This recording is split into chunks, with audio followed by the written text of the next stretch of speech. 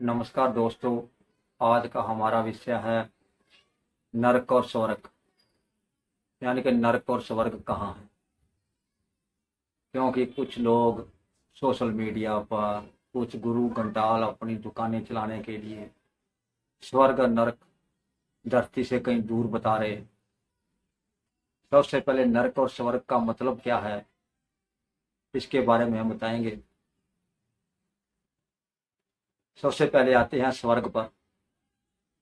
स्वर्ग का मतलब है स्वच्छ, बहुत साफ सुथरा, यानी कि अच्छा। यह सब कुछ धरती पर ही है।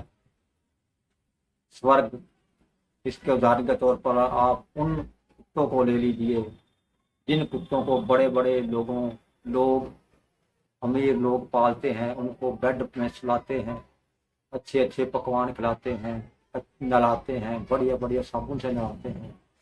वो जो डॉग हैं, वो जो कुत्ते हैं, वो भी स्वर्ग में हैं। और वो कहाँ पर हैं? यहीं इसी धरती पे। उसी तरह कई इंसान हैं जो स्वर्ग में हैं, बहुत सुख पाते हैं, मरने तक सुखी रहते हैं, किसी तरह के उनको पैसे से, शारीरिक यानी किसी तरह का कोई दुख नहीं होता। वो धरती पर भी स्वर्ग में है। और दूसरा आता है नरक। नरक का मतलब होता है कष्ट, कष्टदायक अवस्था। वो यह अवस्था जो है कष्टदायक अवस्था, जिसे कष्ट नरक लोक भी कहते हैं, ये भी धरती पर ही है। जो लोग इतनी अथक, यानी कि बहुत कठोर मेहनत करने के बावजूद भी बहुत तंगी का जीवन व्यतीत करते हैं, कई बार भूखे भी सोते हैं, घर में कोई बीमारी आ जाए दुखी हो जाते हैं, तिल तिल पल पल उनको दुख में मरना पड़ता है, रोते हैं, हे भगवान हमारे को पैसा क्यों नहीं दिया, हमारे को संपत्ति क्यों नहीं दी। ये जो लोग हैं, ये नरक लोक में। जिस तरह ये कई कुत्ते हैं, देख लीजिए गली में बैठे होंगे तो उनको कोई डंडा मार देगा, बैठे को डंडा मार देगा, कोई बैठे पर मोटरसाइकिल चढ़ा देगा, कोई कुछ।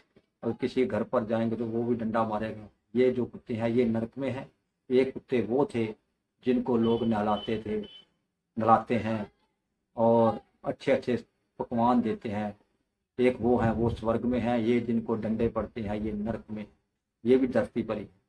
इसी तरह इंसान भी हैं, जैसा कि पहले बताया, जो अच्छी जिंदगी व्यतीत कर रहे हैं, अच्छा खान पान रहन सहन है उनका, वो है स्वर्ग में। किसी तरह का उनको दुख नहीं है, वो है स्वर्ग में। सभी सुख हैं, वो है स्वर्ग में। एक तरफ दूसरे हैं जो सब कुछ मांगते रहते हैं परमात्मा से, पर उनको मिलता नहीं। या तो उनके कर्म माड़े समझ लीजिए, वो पैसे के लिए मोहताज रहते हैं, खाने के लिए मोहताज रहते हैं, कपड़ा पहनने के लिए मोहताज रहते हैं। अगर परिवार में कोई छोटी मोटी बीमारी आ जाए तो उसका पैसा या हॉस्पिटल का बिल भरने के लिए परेशान हो जाते हैं। वो है नरक में। इसलिए नरक और स्वर्ग दोनों धरती पर ही है। ये जो लोग कहते हैं ना कि ये जो भक्ति करेगा, जो फलाना काम करेगा, वो स्वर्ग में जाएगा। भाई स्वर्ग है कहाँ? स्वर्ग यहीं पर है, धरती पर ही। सीधा कुछ भक्ति करिए या ना करिए, लेकिन अपना मन साफ रखिए, ईमानदारी से काम करिए, किसी का दिल मत दुखाइए, किसी के साथ ठगी ठोरी मत कीजिए, मेहनत कीजिए, कमाइए और सुख पाइए। वो है स्वर्ग। बेशक भगवान का नाम मत लीजिए, लेकिन कर्म करिए, काम कीजिए, तो आपके पास पैसा होगा, आप स्वर्ग में ही हैं।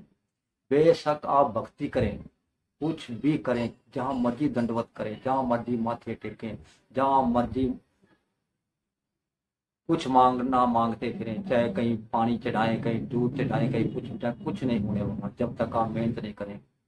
जो लोग ये ज्यादा दुख भोग रहे हैं वो ज्यादातर आस्तिक लोग, डिपेंडेंट लोग। आस्तिक आस्तिक यानी कि जो किसी दूसरे पर डिपेंड है, वो भगवान से ही हर टाइम मांगने की कोशिश करता है कि हे भगवान हमारे को दे, वो भगवान ही हम देगा। लेकिन वो ये नहीं सोचते कि कर्म करेंगे, काम करेंगे तभी हमको कुछ मिलेगा, लेकिन पर भगवान हमको देगा। जो कर रहा है भगवान से ही कर रहा है। अरे भगवान क्या कर रहा है? वो तो कुछ भी नहीं कर रहा। करोगे तुम, अगर अच्छा करोगे अच्छा फल पाओगे, बुरा करोगे बुरा फल पाओगे। मेहनत करोगे, मेहनत मजदूरी करोगे, पैसा कमाओगे, सुख पाओगे। अपने अपने आप आपके लिए स्वर्ग है। लेकिन ये भगवान जो आस्तिक लोग कहते हैं ना कि फलाने की भक्ति करो, ढिकड़े की भक्ति करो, वो भगवान फलाना भगवान वो सुख देगा, कुछ नहीं। ये सब इन धार्मिक आस्तिक दुकानदारों गुरुओं की दुकानें हैं, जो अपनी भीड़ इकट्ठी कर लेते हैं। उसके बाद अगर मान ली लाख भी भक्त इकट्ठे हो गए, आप 10-10 रुपए भी उनकी गोलक में डालोगे तो बताइए कितने रुपए हो जाएंगे एक हफ्ते के सत्संग में। 10-10 रुपए प्रति आदमी, प्रति भक्त। और 1 लाख भक्त है तो एक हफ्ते में एक सत्संग हुआ तो कितने लाख रुपया हो गए। और महीने में कितने 4 सत्संग हो तो कितने लाख रुपए हो गया। वो इसलिए अपने भक्तों भक्ति में आपको लगाते हैं कि भक्ति कीजिए, भगवान देगा। भगवान भक्ति भक्ति से कुछ नहीं देने वाला। आप भक्ति बिल्कुल मत कीजिए, किसी को मत माथा टेकिए, किसी को मत जो कैसे माँ बाप के आगे माथा टेकिए, क्योंकि उन्होंने आपको जन्म दिया, उन्होंने आपको अंगुली पकड़कर चलाया है। लेकिन इन पखंडियों से दूर रहिए, इनसे बच के रहिए। ये भक्तियों भुक्तियों से कुछ नहीं होने वाला। सिद्ध होगा तो आपकी मेहनत से, मेहनत करोगे तो खाओगे। आप ऐसे कीजिए, आप भक्ति करते रहिए, लेकिन मेहनत मजदूरी मत कीजिए, आप परेशान हो जाएंगे। अगर आप भक्ति छोड़ दे देंगे तो मेहनत मजदूरी करेंगे, आप खुशहाल हो जाएंगे। आज भी आप देख लीजिए, जो देश नास्तिक हैं, जो देश इन धर्मों कर्मों के चक्कर में, इन धर्मों और धार्मिक कर्मों कांडों में नहीं, वो देश आज तरक्की कर रहे हैं। वो देश तरक्की की राह पर हैं, वो तरक्की कर चुके हैं और कर रहे हैं। और जो देश इन धार्मिक पखंडों में पड़े हुए हैं, वो सभी के सभी धार्मिक झगड़ों में, धार्मिक झगड़ों में फंसे हुए हैं, सांप्रदायिक दंगों में फंसे हुए हैं। वो कोई तरक्की नहीं कर रहा। वो सिर्फ अगर छोटी सी सुई भी लेनी होती है तो वो नास्तिक देशों से मंगवाते, जो देश परमात्मा को नहीं मानते, जो भक्तियों शक्तियों में नहीं, वहां से वो चीजें मंगवाते हैं। अपना देश देख लीजिए, धार्मिकता में इतना कट्टर है, कुछ भी अपना नहीं बना सका। मोबाइल अपना नहीं बना सका, टीवी पंखा कूलर अपना नहीं बना सका, नकल की है। और अगर जो भी ये हथियार मंगवाते हैं वो सारे के सारे बाहर से आते हैं। आपने देखा कि प्लेन, लड़ाकू विमान सब बाहर से आए, इनका एक भी लड़ाकू विमान अपना नहीं, क्योंकि ये धार्मिक लोग, वैज्ञानिक नहीं। जो नास्तिक लोग हैं वो लोग आज भी तरक्की कर रहे हैं, जो सब कुछ इस धरती पर ही समझ रहे हैं, नरक स्वर्ग सब कुछ इस धरती पर ही मान रहे हैं। तो ये सब कर्मों का फल मानते हैं। जो हमने कर्म, कर्म का मतलब जो हम काम करते हैं उसका जो मेहनत मिलती है वो फल होता है। ये नहीं है कि कर्म वो होते हैं जो भगवान की भक्ति नहीं करता, वो भगवान की भक्ति करने वाले कर्म होते हैं। नहीं, भगवानों की भक्ति, धार्मिक पखंडों की भक्ति बेशक मत कीजिए, लेकिन अपना काम कीजिए, पैसा कमाइए, आप स्वर्ग में हैं, हाल है। अगर आप अपना काम छोड़ दो, भक्ति में लगे रहो, आप दुखी हो जाएंगे। यहाँ तक कि एक मुट्ठी भर आटे के लिए भी दुखी हो जाएंगे। जिस तरह भक्त कबीरदास जी हो गए थे, जिन्होंने भक्त कबीरदास की जीवनी पूरी पढ़ी है, विचार किया है, वो मान चुके हैं कि भक्ति करने से कुछ नहीं मिलता। बस आप इतना एक्सपेरिमेंट जरूर कर लीजिए, जो ये भक्तियों में आस्था रखते हैं वो भक्ति करें, काम धंधा कोई ना करे, देखेंगे उनके घर में भक्ति से क्या आ जाएगा। एक मुट्ठी चून तक, आटा तक नहीं आने वाला। आप भक्ति मत कीजिए, मेहनत मजदूरी कीजिए, कहीं नौकरी कीजिए, आपके घर पैसा आएगा तो सब कुछ आ जाएगा।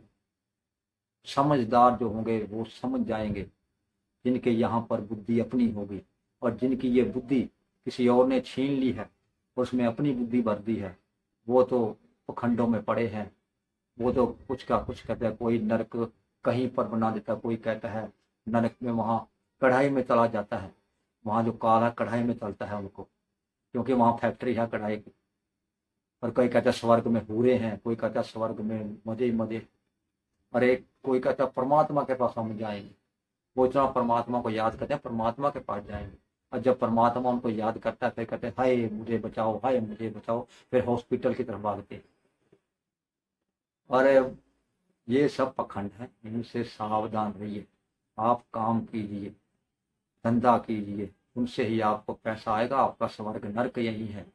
किसी का मन मत दुखाइए, किसी की सहायता कीजिए फाइनेंशियली, या खाने से किसी तरह भी कीजिए, वो आपके गुण गाएगा। गरीब की जो पुकार है वो आपको लगेगी। परमात्मा कहीं नहीं है, परमात्मा अपने पास है, उसकी अंश आत्मा हमारे पास है, लेकिन वो कहाँ है किसी को कोई मालूम नहीं। ये जितने भी लोग कहते हैं परमात्मा यहाँ है, कोई कहता है परमात्मा वहाँ है, कोई कहता है परमात्मा ये है, कोई कहता है परमात्मा वो है, ये सब की सब गपौड़ बातें हैं। इनसे सावधान रहिए। जब तक आप अपने आप पर डिपेंड नहीं होंगे, कर्म नहीं करेंगे, काम नहीं करेंगे, आप समझिए नरक में रहेंगे। अगर आप काम करेंगे, पैसा कमाएंगे, आप स्वर्ग में हो जाएंगे। ये दोनों स्वर्ग और नरक दोनों के दोनों इस धरती पर ही हैं। कहीं ऊपर नीचे आल पताल कहीं नहीं, सब इस धरती पर ही। और मैं फिर ये कहूंगा कि इन गपौड़ी लोगों से बचिए, सावधान रहिए, इन गुरु घंटालों के चक्करों में मत पड़िए। ये गुल्कों में पैसा गरवा रहे हैं आपसे, अगर 5-5 10-10 रुपए भी आप डालते हैं तो करोड़ों में पहुंच जाते हैं। फिर ये ऐब भी हो जाते हैं, ऐब करते हैं। आप सिर्फ अपने वेद पढ़िए, अपना ज्ञान बुद्धि जगाने के लिए आपको पता चल जाएगा परमात्मा क्या है, ईश्वर क्या है, वो शक्ति क्या है जिसने ये ब्रह्मांड बनाया, आपको पता चल जाएगा। आप वेदों को छोड़कर ये छोटी छोटी कपौड़ पुस्तकों में रहेंगे तो आप परेशान हो जाएंगे, आप भुला जाएंगे, गुमराह हो जाएंगे, इन तांत्रिकों के चक्रों में पड़ेंगे। तो आप अगर पढ़ना ही चाहते हैं, आप आस्तिक ही बने रहना चाहते हैं, तो पहले वेद पढ़ लीजिए, उपनिषद पढ़ लीजिए, आपको पता चल जाए क्या है।